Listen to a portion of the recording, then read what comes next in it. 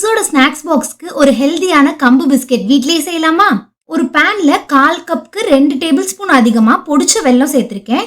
உங்க டேஸ்ட்டுக்கு ஏத்த மாதிரி 1/4 கப்ல இருந்து 1/2 கப் வரைக்கும் சேர்த்துக்கலாம். கொஞ்சோண்டு தண்ணி சேர்த்து நல்லா கரைச்சி எடுத்துக்கோங்க.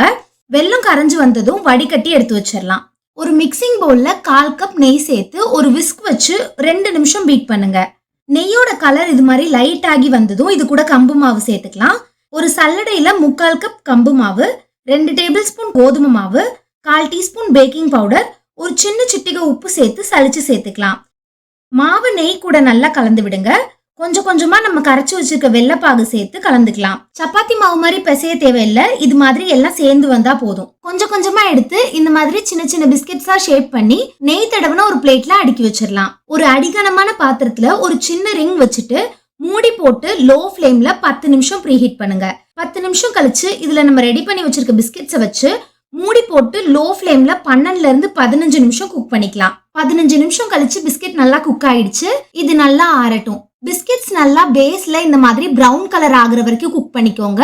அப்பதான் ஆறுன அப்புறமும் கிறிஸ்பியா இருக்கும். அவ்வளோதான், வீடே மணக்க மணக்க சூப்பரான கம்பு பிஸ்கெட் ரெடி. குழந்தைங்களுக்கு கொடுங்க, என்ஜாய் பண்ணி சாப்பிடுவாங்க.